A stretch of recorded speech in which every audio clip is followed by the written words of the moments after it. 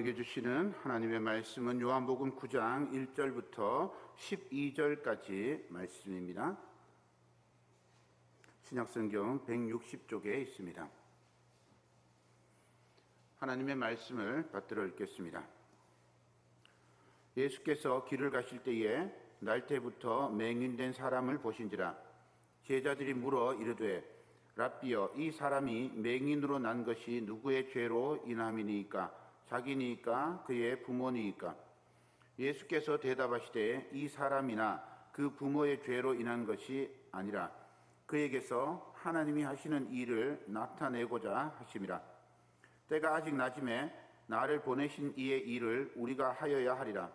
밤이 오리니 그때는 아무도 일할 수 없느니라. 내가 세상에 있는 동안에는 세상의 빛이로라. 이 말씀을 하시고 땅에 침을 뱉어 진흙을 이겨 그의 눈에 바르시고 이르시되 실로암 못에 가서 씻으라 하시니, 실로암은 번역하면 보냄을 받았다는 뜻이라. 이에 가서 씻고 밝은 눈으로 왔더라. 이웃 사람들과 전에 그가 거리는 것을 보았던 사람들이 이르되 이는 앉아서 구걸하던 자가 아니냐. 어떤 사람은 그 사람이라 하며 어떤 사람은 아니라 그와 비슷하다 하거늘 자기 말은 내가 그라 하니, 그들이 묻되 그러면 내 눈이 어떻게 떠졌느냐. 대답하되 예수라 하는 그 사람이 진흙을 이겨 내 눈에 바르고 나더러 실로암에 가서 씻으라 하기에 가서 씻었더니 보게 되었노라. 그들이 이르되 그가 어디 있느냐. 이르되 알지 못하노라 하니라. 아멘. 오늘도 우리 하나님의 은혜가 함께하기를 소망합니다. 어제 들은 얘기인데 웃자고 하는 얘기입니다. 이야기 하나 하고 시작하겠습니다. 예수님하고 승려가 버스를 타고 갔습니다. 예수님이 먼저 내리셨어요. 배를 딱 누르고 버스가 딱 쓰니까 이제 예수님이 딱 내리면서 한마디 하고 내렸어요. 뭐라고 했을까요? 뭐라고 했을까요? 자, 저기 재우가 얘기해봐요. 크게 얘기해봐요. 예, 신내림. 예수님이 신이잖아요. 그래서 신내림 하고 내렸대요. 스님이 뒤에 앉아있다가 이제 자기도 목적지에 다 왔는데 자기도 뭔가 한 소리를 해야 될 것 같아요. 그래서 내리면서 배를 딱 눌리면서 내렸어요. 내리면서 뭐라 그랬게요? 전사님 모릅니까? 정미경 권사님. 중내림. 비슷한데 중내림. 비슷한데 한번 맞춰보세요. 뭘까요? 중도하차. 예. 중도하차. 억양이 중요합니다. 중도하차. 예. 중도 내렸습니다. 웃자고 하는 얘기입니다. 오늘은 우리 지난주에 이어서 보는 것에 대해서 나누고자 합니다. 나다나엘이 예수님을 보았잖아요.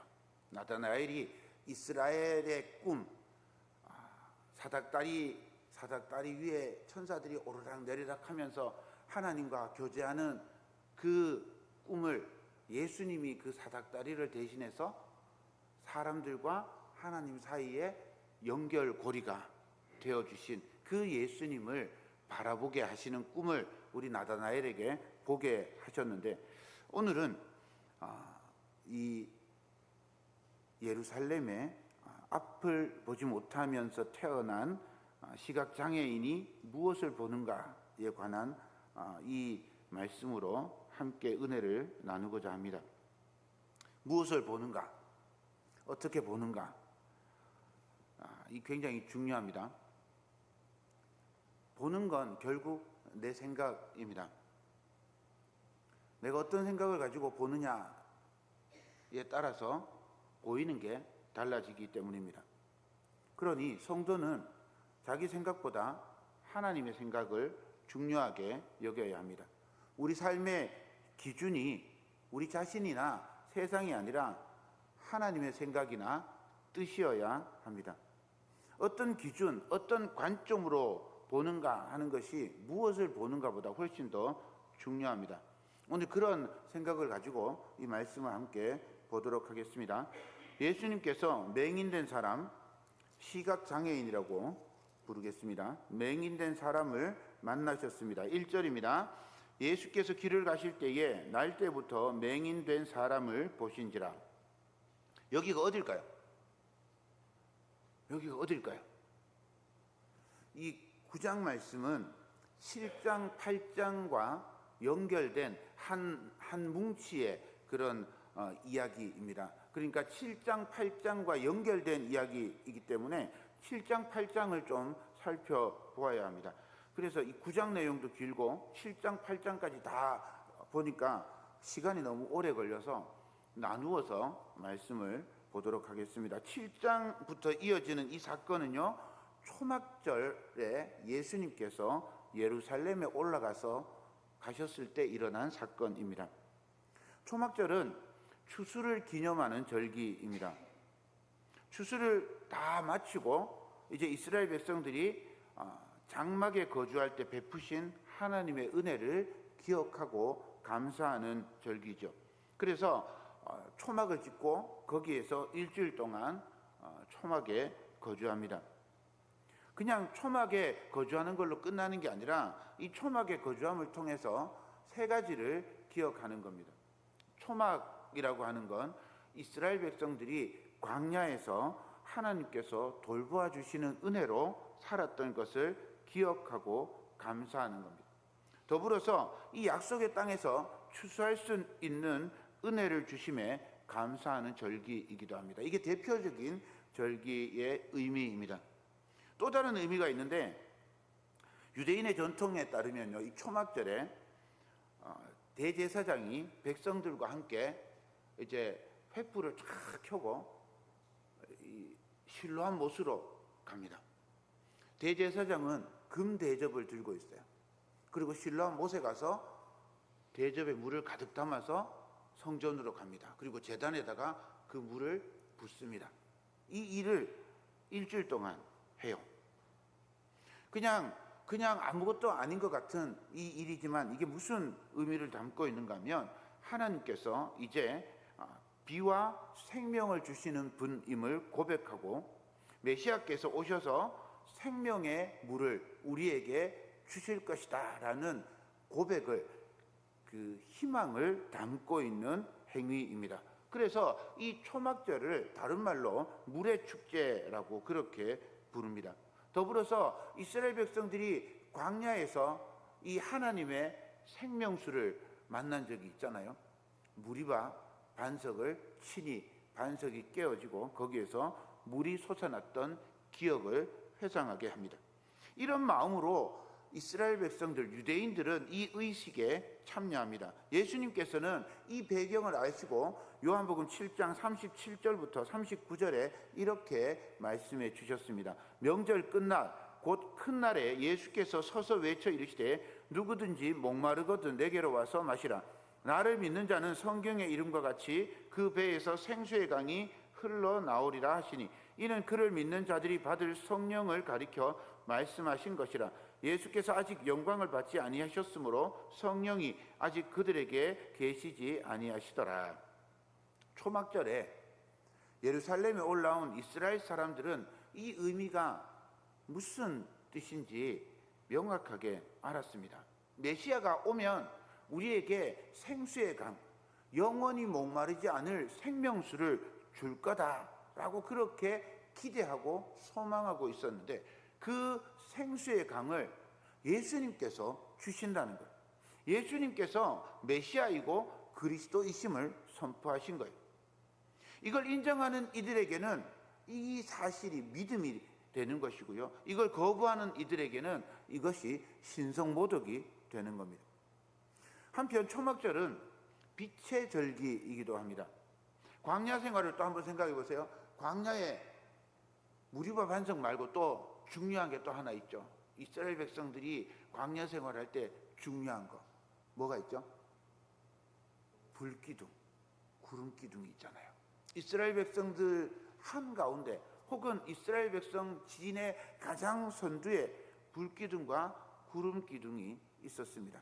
이스라엘 백성들이 광야에서 이 장막에 거주하는 것을 기념하면서 동시에 이스라엘 백성들이 하나님께서 자신들을 이끌어 주셨음을, 불기둥과 구름기둥으로 이끄셨음을 기억하고 감사하는 절기입니다. 광야에서 빛으로 이스라엘 백성들을 이끄셨던 것처럼 예수님께서 빛으로 오셔서 흑암에 살던 백성에게 빛을 주시고 볼 수 있게 해주셨습니다. 요한복음 8장 12절입니다. 예수께서 또 말씀하여 이르시되 나는 세상의 빛이니 나를 따르는 자는 어둠에 다니지 아니하고 생명의 빛을 얻으리라. 예수님께서 세상의 빛, 생명의 빛으로 이 땅에 오셨음을 선포하고 계십니다. 예수님께서 7장에서 생명의 물, 생명수라고 말씀하셨고 그것을 받아들이지 못했던 유대인들이 똑같이 예수님께서 세상의 빛이라고 말씀하셨을 때도 받아들일 수가 없었습니다. 이 말씀은 예루살렘 하나님의 집인 성전에서 선포되었는데 이 말씀을 받아들이지 못한 유대인들이 예수님을 하나님을 아버지라고 부르는 것과 더불어서 다 신성모독이라고 여기고 돌로 치려고 했습니다. 요한복음 8장 59절입니다. 그들이 돌을 들어 치려 하거늘 예수께서 숨어 성전에서 나가시니라. 예수님께서 유대인을 피해서 숨어서 성전에서 나가셨어요. 그리고 나서 9장이 딱 나오는 겁니다. 성전 밖으로 나가셔서 이제 길을 가시는데, 어디로 가시는지는 모릅니다. 그냥 길을 가시는데 앞을 볼 수 없는 사람을 만나셨어요. 이 사람은 날 때부터 앞을 볼 수 없었습니다. 달리 생각하면 날 때부터 빛을 볼 수 없었던 사람이라고 할 수 있습니다. 태초에 빛을 만드신 세상의 빛이신 예수님께서 앞에 계시는데 빛을 볼 수 없는 사람이 이 사람이었습니다. 이 사람에게 세상은 온통 흑암과 혼돈뿐이었습니다. 마치 창세 전의 상태와 같습니다. 땅이 혼돈하고 공허하며 흑암이 깊음 위에 있었던 것처럼 이 사람은 창조 이전의 세계를 여전히 살고 있는 겁니다. 예수님께서 이 사람을 보셨습니다. 요한은 예수님께서 시각장애인을 보셨다고 말씀하실 때 그냥 단순히 응시하는 것을 뜻하지 않았습니다. 예수님이 이 시각장애인을 볼 때 주목하여 보았다라고 그렇게 이해할 수 있습니다. 요한은 이 보는 것을 그냥 본다라고 얘기하지 않고 늘 믿음과 연결해서 이어지는 특별한 시선으로 소개했습니다. 요한이 예수님께서 시각장애인을 먼저 보시고 그에게 다가가셨습니다. 이것이 복음입니다. 생각해 보십시오. 우리가 먼저 예수님을 믿고 우리가 먼저 하나님께 나아가고 우리가 회개하고 우리가 의롭게 살아서 구원받는 것이 아닙니다. 예수님께서 버려진 상태, 어디가 길인지 무엇이 진리인지 어디에 생명이 있는지 알지 못하는 그 인생, 참 진리를 볼 수 없었던 흑암 속에 있던 그 인생에게 다가오셔서 그 인생을 보시고 구원의 손길을 내미십니다. 이것이 복음이고 이것이 기쁜 소식입니다. 이 시각장애인에게만 예수님께서 오신 것이 아닙니다. 사마리아 수가성에서 남편이 5이 있었던 이 여인을 보시고 먼저 다가가셔서 말을 걸어주신 예수님, 사마리아 여인에게 삶의 의미를 주시고 새로운 삶을 주셨습니다. 38회 동안 걷지 못하고 누워있는 사람을 보시고 다가가셔서 말을 걸어주신 예수님께서 그를 불쌍히 여기시고 병을 고쳐주셔서 건강하게 해주셨습니다. 지금도 예수님께서 우리를 보시고 우리에게 오셔서 말을 걸어주시는 줄 믿습니다. 병든 자의 손을 잡아주시고 마음이 상한 자를 위로해 주시고 용기를 잃은 자에게 새 희망을 주실 것입니다. 우리를 보시고 부르시고 다가오시는 주님과 만나는 그런 은혜가 있기를 소망합니다. 제자들이 뜬금없이 예수님께 질문을 해요. 2절을 보십시오. 제자들이 물어 이르되 랍비여, 이 사람이 맹인으로 난 것이 누구의 죄로 인함이니까? 자기니까 그의 부모니까? 갑자기 왜 이런 질문을 했을까요? 7장 8장에 아주 긴박한 상황들이 있었어요. 예수님께서 돌에 맞아 죽을 수 있는 그런 상황들이었단 말이죠. 예수님께서 생명의 물을 주시고 빛을 주시기 위해서 이 땅에 오셨음을 보여주셨는데 유대인들이 믿지를 않아요. 그래서 돌로 쳐서 예수님을 죽이려고 그러는 사이에 어찌 이 성전에서 벗어나서 지금 바로 성전 문 밖에 나와서 이 시각장애인을 만났는데 어디에 있다가 나타났는지, 돌에 맞으려고 하는 그 위기 속에 어디 있었는지 모를 이 제자들이 툭 튀어나와서 갑자기 이 시각장애인을 향해서 이 사람이 누구의 죄 때문에 이렇게 앞을 보지 못하고 있는 겁니까? 라고 묻고 있는 거죠. 우리는 종종 이 본질적이지 않은 일에 집착할 때가 있습니다. 정작 중요한 건 잘 모르면서 중요하지 않은 것에 매달리고 마치 엄청난 발견이라도 한 것처럼 그렇게 여길 때가 있죠. 제자들의 질문은요, 시각장애인에 관한 질문일 뿐만 아니라 죄의 원인 혹은 고난의 원인에 관한 질문이기도 해요. 그래서 이 질문 자체는 중요합니다. 하지만 지금 이 상황에서 왜 제자들이 이 질문을 했는지 알 수가 없어요. 요한은 왜 제자들의 입을 빌어서 이 질문을 했을까요? 8장에서 유대인들이 빛으로 오신 예수님을 알지 못하고 돌로 치려 했습니다. 육신의 눈은 뜨고 있는데 영적으로는 앞을 볼 수 없는 시각장애인과 똑같은 그런 사람이었어요. 그래서 예수님을, 빛이신 예수님을, 생명이신 예수님을 알아보지 못하고 죽이려고 합니다. 예수님께서 이렇게 말씀하십니다. 8장 44절입니다. 너희는 너희 아비 마귀에게서 났으니 너희 아비의 욕심대로 너희도 행하고자 하느니라. 그는 처음부터 살인한 자요 진리가 그 속에 없으므로 진리에 서지 못하고 거짓을 말할 때마다 제 것으로 말하나니 이는 그가 거짓말쟁이요 거짓의 아비가 되었습니다. 요한은 대제사장과 바리새인과 서기관들이 거짓의 아비 마귀에게서 죄를 물려받아서 영적으로 앞을 볼 수 없는 시각장애인과 같은 자들이라고 말하고 있는 겁니다. 육적인 시각장애인이 죄인이라면 영적인 시각장애인인 유대인도 죄인이라고 말씀하시는 겁니다. 영적인 시각장애인은 아비가 마귀입니다.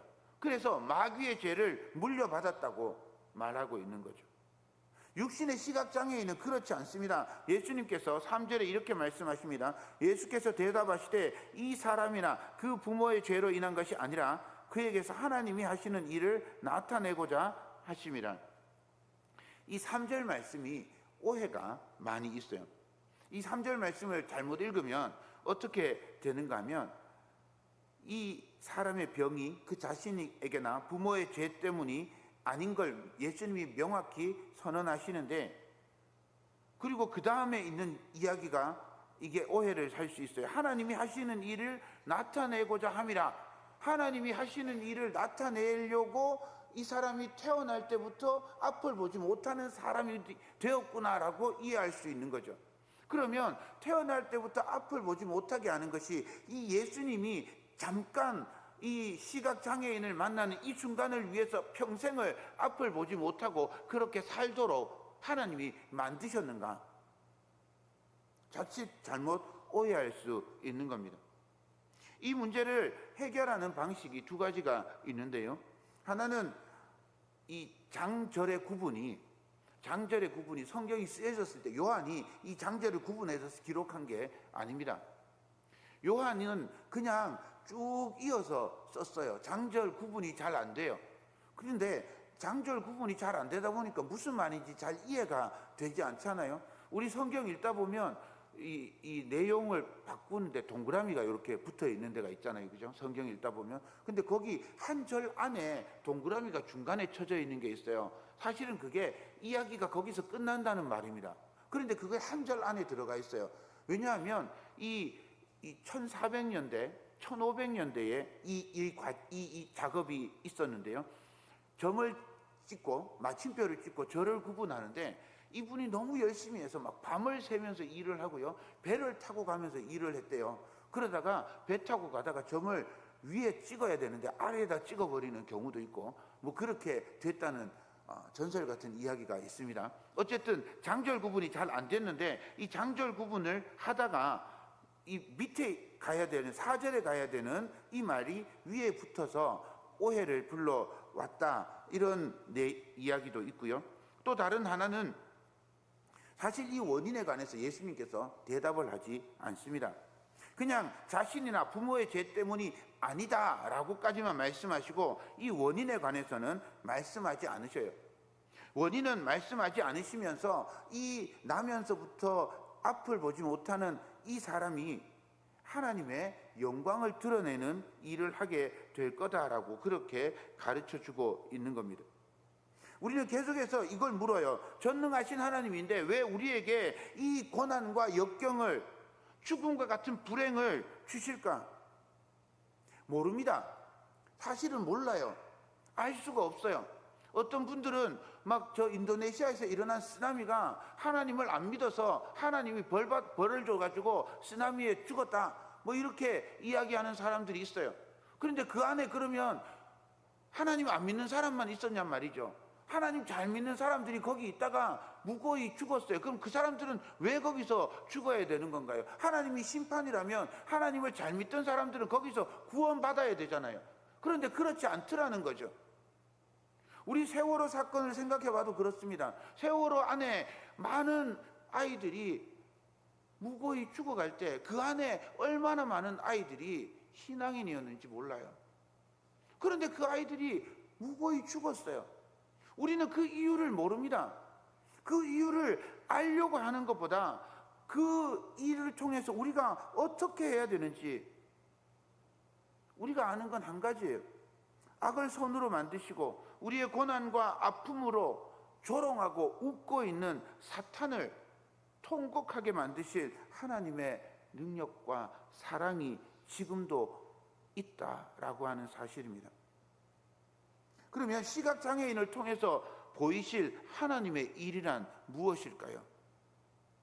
죄인으로 천대받고 상종하지 못할 인생, 저주받은 인생으로 낙이 찍힌 이 사람을 통해서 이루실 하나님의 일은 무엇일까요? 이 하나님의 일을 우리도 해야 합니다. 4절입니다. 때가 아직 낮음에 나를 보내신 이의 일을 우리가 하여야 하리라. 밤이 오리니 그때는 아무도 일할 수 없느니라. 나를 보내신 이의 일이 하나님의 일이라면 이 일은 우리도 해야 합니다. 해도 좋고 하지 않아도 괜찮은 그런 일이 아니라 반드시 우리도 해야만 하는 그런 일이랍니다. 그 일이 뭘까요? 5절입니다. 내가 세상에 있는 동안에 세상의 빛이로다. 빛이신 예수 그리스도를 영접하고 우리가 빛으로 살아야 합니다. 이 빛을 영접하는 과정을 6절과 7절에서 이렇게 소개해 주고 있습니다. 이 말씀을 하시고 땅에 침을 뱉어 진흙을 이겨 그의 눈에 바르시고 이르시되 실로암 못에 가서 씻으라 하시니, 실로암은 번역하면 보냄을 받았다는 뜻이라. 이에 가서 씻고 밝은 눈으로 왔더라.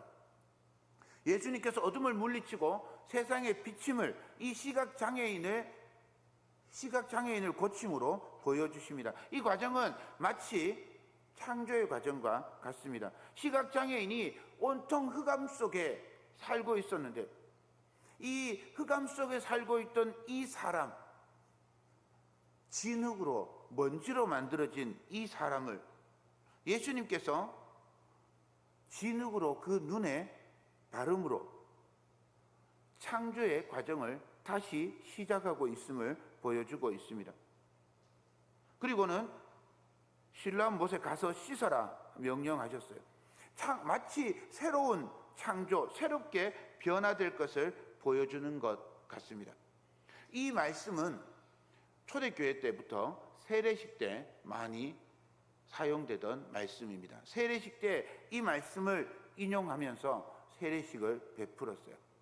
이 눈에 진흙을 바르는 이 과정이 그냥 상징적으로 온 몸이 진흙으로 사람을 만드셨던 하나님처럼 예수님께서 진흙을 눈에 발랐지만 온몸에 진흙으로 바르시고 새롭게 태어나게 만드시는 것을 상징적으로 보여주고 있는 겁니다. 이 과정을 통해서 이 앞을 보지 못하는 이 사람은 새롭게 태어나게 된 겁니다. 또 생각할 수 있는 건 바르시고라고 하는 이 말입니다. 바르시고라고 하는 이 말의 어원은 그리스도의 어원과 같습니다. 그리스도, 예수 그리스도 할 때 이 그리스도는 기름 부음을 받은 자라고 하는 말입니다. 기름을 바른 자라고 하는 뜻이기도 합니다. 기름 부음 혹은 기름 바름을 통해서 사명을 주시고 파송하시는 것을 뜻합니다. 하나님께서 예수님을 그리스도로 기름을 발라서 세상에 보내셨습니다. 똑같은 방식으로 예수님께서 참 인간을 만드시고 그에게 진흙을 바르셔서 보내셨어요. 어디로 보내는가 하면 실로암으로 보냅니다. 실로암의 뜻이 무엇입니까? 보냄을 받았다라고 하는 뜻입니다. 기름 부음을 받고 보냄 받으신 분인 예수님께서 기름 대신 진흙을 발라서 보내시는데 보냄 받은 자들의 우물로 보내시는 거죠. 이 말씀을 통해서 이 초막절에 하나님의 은혜가 임하는 이 실로암 연못으로 이 사람을 보냄으로 이 사람이 다시 사명을 받게 되는 겁니다. 하나님께 파송받은 예수님께서 시각장애인을 다시 세상으로 파송합니다. 그 가운데 눈 뜨는 장면이 있는 겁니다. 예수님께서 시각장애인을 고치는 모습을 통해서 세상에 흑암에 살던 인생을 부르시고 빛을 받아들이게 하시고 보게 하셔서 세상으로 다시 파송하게 하는 모습을 보여주고 있습니다. 시각장애인이 자기가 보고 들은 것을 이제 말하기 시작합니다. 시각장애인은 예수님의 뜻도 모르고요, 예수님의 가르침도 모르고 심지어 예수님도 몰랐습니다. 예수님의 말씀에 그냥 순종해요. 그리고는 참된 제자의 길이 어떤 것인지 몸으로 보여주었습니다. 시각장애인은 세상에 비치신 예수 그리스도를 보고 예수 그리스도의 파송을 받아서 세상에서 예수님을 증언합니다. 11절입니다. 대답하되 예수라 하는 그 사람이 진흙을 이겨 내 눈에 바르고 나더러 실로암에 가서 씻으라 하기에 가서 씻었더니 보게 되었노라. 육신의 눈은 밝아졌지만 영적인 어둠에 있던 유대인들은 마귀의 자식이고 죽음과 저주의 길로 가지만 육신의 시력은 없었지만 빛을 받아들이고 영적인 눈이 열려있던 이 시각장애인은 예수님의 파송을 받아서 본 것을 전하게 되었습니다. 12절입니다. 그들이 이르되 그가 어디에 있느냐 이르되 알지 못하노라 하니라. 영적 시각장애인인 유대인도 예수님이 어떤 분인지 몰랐어요. 육신의 시각장애인인 이 사람도 예수님이 누구인지 몰랐습니다. 그러나 이 시각장애인은 한 가지는 알았습니다. 예수님께서 그의 눈을 뜨게 해주셨다는 사실, 예수님을 통해서 자신의 삶이 변화되었다는 사실, 시각장애인에게 비치신 예수님을 말하기 시작한 겁니다. 살아가는 여러분, 참 비치신 예수 그리스도를 보고 있습니까? 예수님의 보게 하심을 따라 보고 계십니까? 시각장애인의 눈을 뜨게 하신 예수님께서 생명의 빛을 보게 하시고 전파하게 하셨습니다. 우리가 만나고 본 생명의 빛, 예수 그리스도를 전파하고 증거하는 제자, 작은 예수가 되어서 세상에서 복음을 전파하는 그리스도의 사람이 되기를 주님의 이름으로 축원드립니다.